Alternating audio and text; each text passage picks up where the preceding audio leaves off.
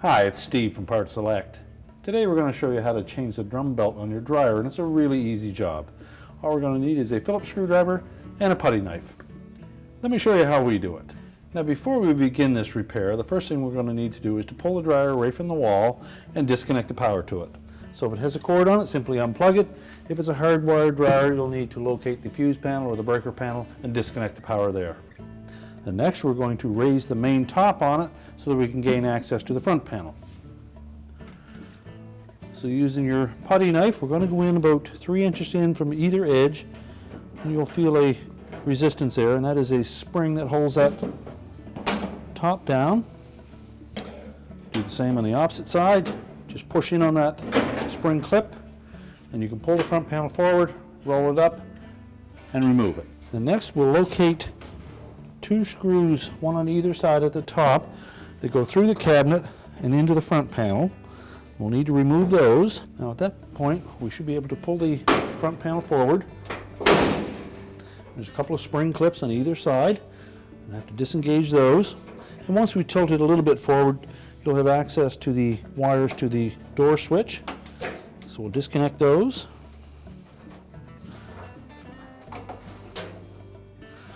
And tilt the panel down, and then lift it clear of the 2 clips on the bottom, and we'll set it aside. Now our next step, if the belt is still on your dryer, you'll need to remove that, and there'll be tension on it, so you'll have to release the tension on the idler pulley to remove the belt. So we'll reach in over top of the motor, you'll find the belt and the idler pulley. We're going to pull that idler pulley towards the center of the drum. Just push on the bracket, and that will release the tension on the belt enough that you can roll it off of the idler wheel.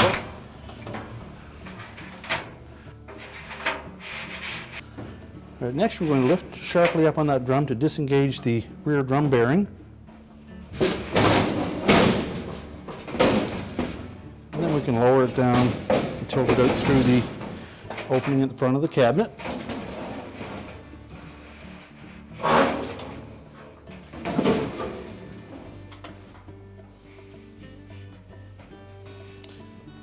Then you can remove the old belt.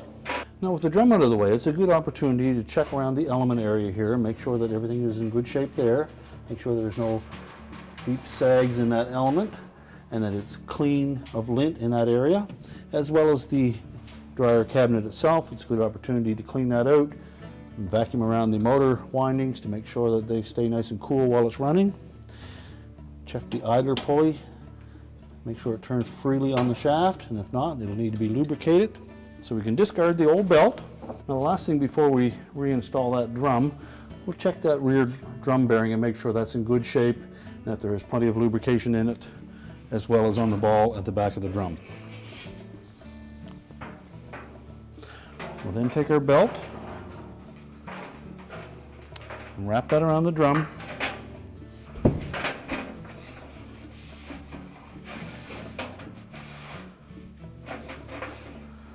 And then we're going to fit it through the opening.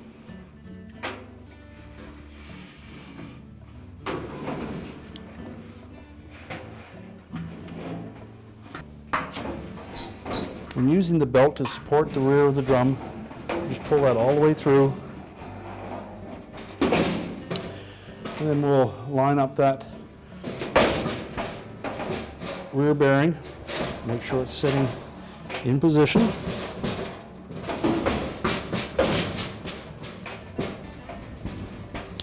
And you'll know that it is when you can't pull the drum forward. So then line the belt up along the marks where the previous belt was. And then we're going to reach in again above the motor and blower housing. We'll find that belt and the idler pulley. And then we're going to rotate the belt around the motor pulley, pull it up through between the idler pulley and the shaft. At the same time, we need to make sure that we have the spring engaged on the bracket on the motor. We're just going to push that motor pulley towards the center. Make sure the belt sits down into the pulley.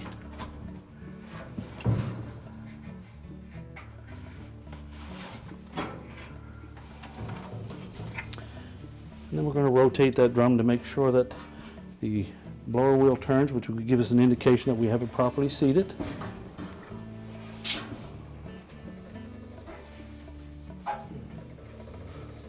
Just rotate that a few times.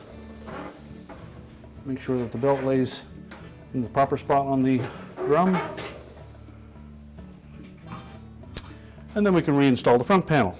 Now that we have the drum properly positioned, we're next going to put that retaining block in place. So we'll line it up, insert the one screw,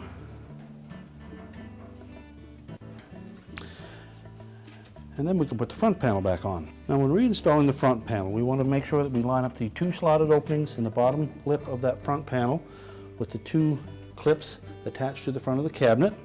And we'll also need to make sure that the clips on the sides line up with the appropriate spots.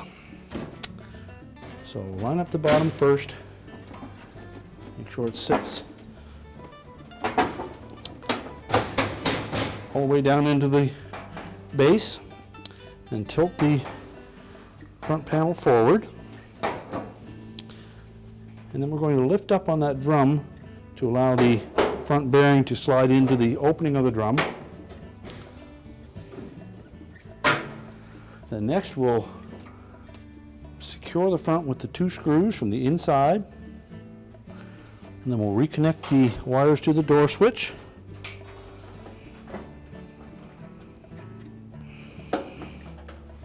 And make sure they fit nice and tight on those terminals on the switch.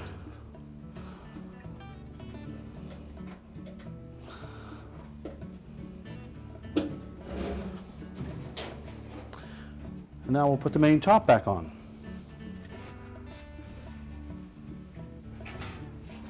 So we're going to make sure that we engage this little notched out portion on either side in front of this rear support bracket.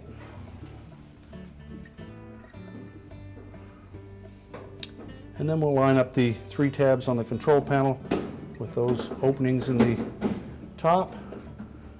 Line it up square, and then just snap the top down at the front. We're now ready to push the dryer back into position, reconnect the power, and our repair is complete. I told you it was an easy job.